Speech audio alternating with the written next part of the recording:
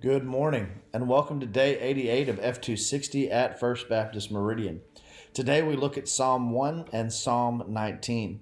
And even though it's much shorter, we're going to spend most of our emphasis today on Psalm 1, which is only 6 verses, but most scholars believe that this psalm functions as an introduction of sorts for the Psalms as a whole. So let's read it since it's only 6 verses.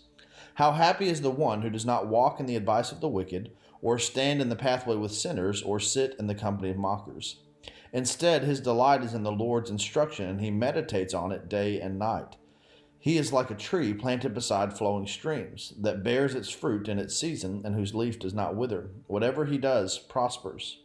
The wicked are not like this. Instead, they are like chaff that the wind blows away. Therefore, the wicked will not stand up in the judgment, nor the sinners in the assembly of the righteous. For the Lord watches over the way of the righteous, but the way of the wicked leads to ruin.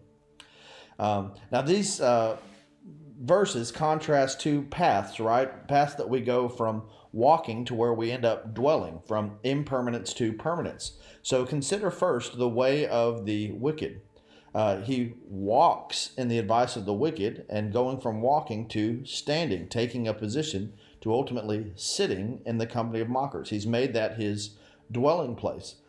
He's convinced of by those who mock and scorn the ways of God. On the other hand, the one who delights in the Lord's instruction, the righteous man, delights in the Lord's instruction. He meditates on it day and night. And what's interesting is, long after he stops moving in the imagery of the poem, it keeps moving him and moving on him and in him and through him. He is like a tree planted. He's put his roots down by flowing streams. He's constantly nourished by this divine movement and rhythm, and ultimately bears fruit in due season. Meanwhile, the wicked man who scorned the way of the Lord has bought into two lies. Number one, that this cynical skepticism is more nourishing when it ultimately makes him like chaff that is easily blown away. And two, that if this doesn't work out, he can get up at any time and try something else. But notice what it says toward the end of the psalm. This man who went from walking to standing to sitting, it says the wicked will not stand in the judgment. He thinks he can get up at any time, but he's actually more captive to that position than he realizes, nor sinners in the assembly of the righteous. Why is that? It's interesting. I've read a couple of books on habit since the new year. Atomic Habits by James Clear, The Power of Habit by Charles Duhigg. And one thing that they both focus on is that our lives are not shaped so much by one or a handful of key decisions the way that we like to think. Like in the Robert Frost poem, The Road Not Taken. Everyone uses that to say, this handful of decisions charted the course of my life. But there's things in that poem that suggest Frost was speaking tongue in cheek. When he looks back on that, he said, I shall be telling this with a sigh. Some say that's a sigh of contentment, a life well lived.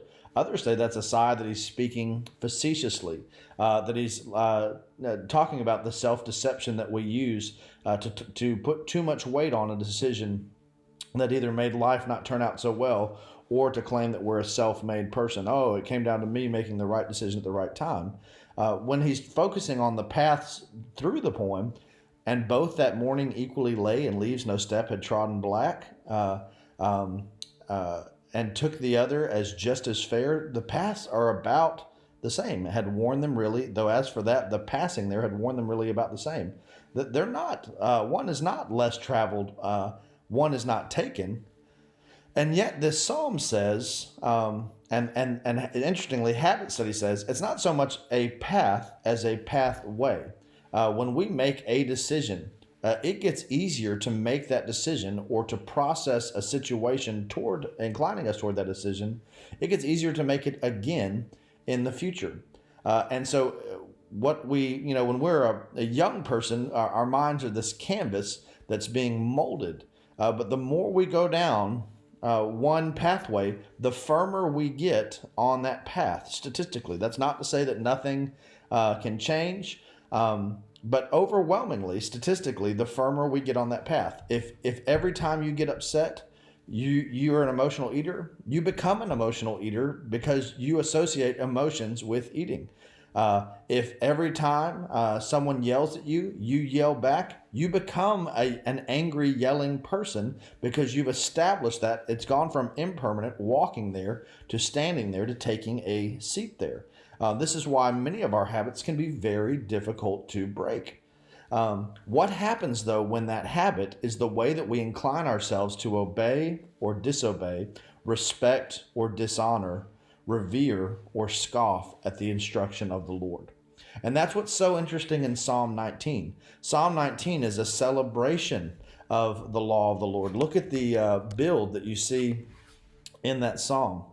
When you get to verse 7, the instruction of the Lord is perfect, renewing one's life. The testimony of the Lord is trustworthy, making the inexperienced wise. He's trying to put us on the right path. The precepts of the Lord are right, making the heart glad. The command of the Lord is radiant, making the eyes light up. The fear of the Lord is pure, enduring forever. The ordinances of the Lord are reliable and altogether righteous. God is trying to put us on the right path. And so, as a word of encouragement, sometimes the way of God is mocked, and sometimes the way of God is sacrificial and painful. But God is helping you put down roots in a stream that will keep nourishing and flowing on in and through you. Conversely, sometimes we look at a pattern of disobedience, or whatever it is in our lives, and we tell ourselves, "Oh, I'll just change this and stop doing it whenever." Be careful that you haven't gone from walking to standing to sitting in the company of the wicked, because leaving that position might not be so easy as you think on a neurological or spiritual level. Keep reading, keep reflecting, and keep responding. I'll see you tomorrow. God bless.